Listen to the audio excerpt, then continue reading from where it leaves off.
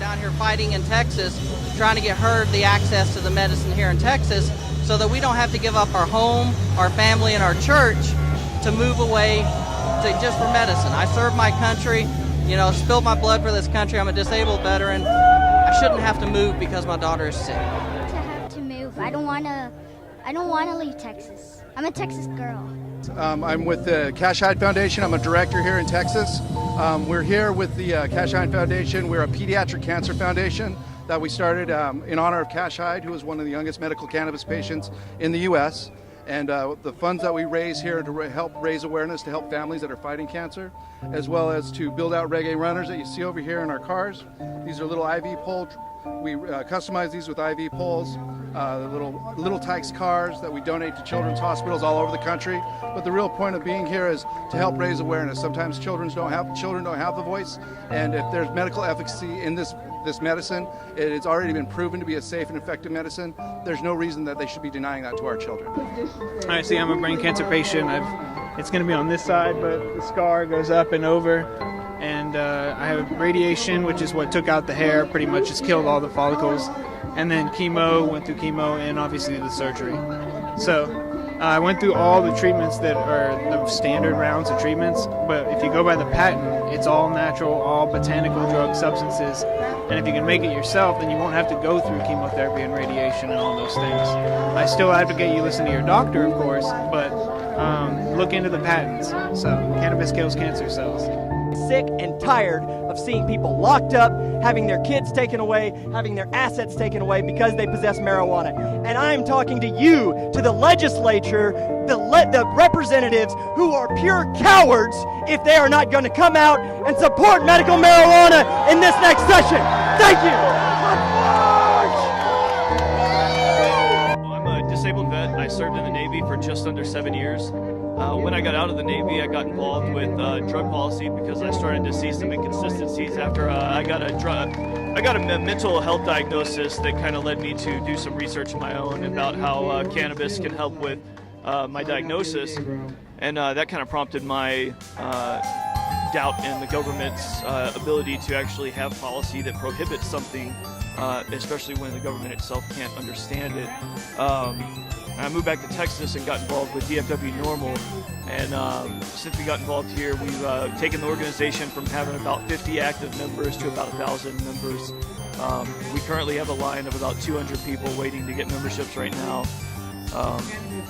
But the big thing that we want people to take away from this is that the drug war itself is a crime against humans. It's not a war on the drugs themselves. It's a war on the people who consume drugs.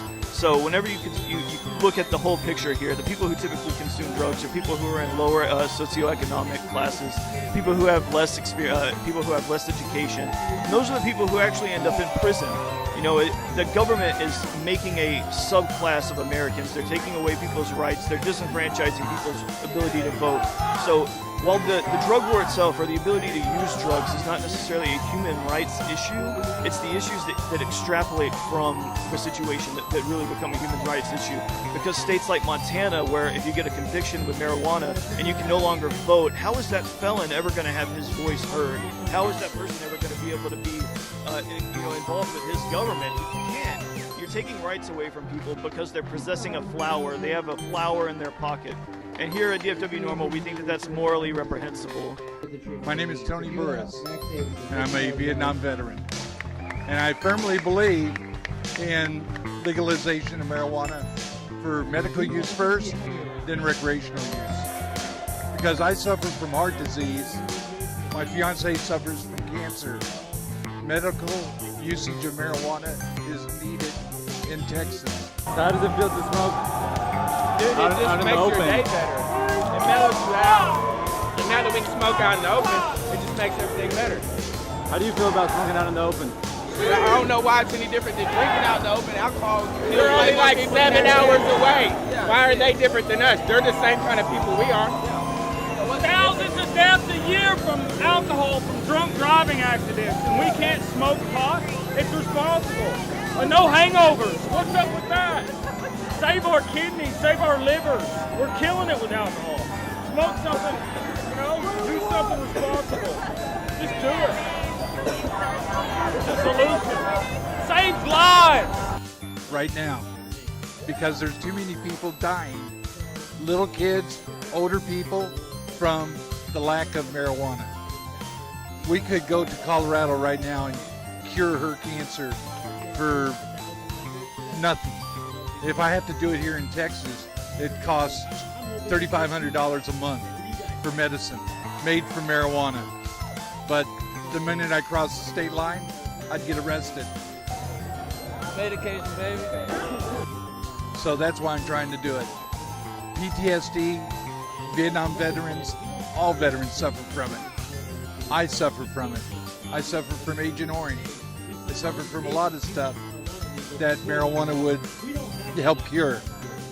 But I'm so afraid of doing it openly because of the stigma.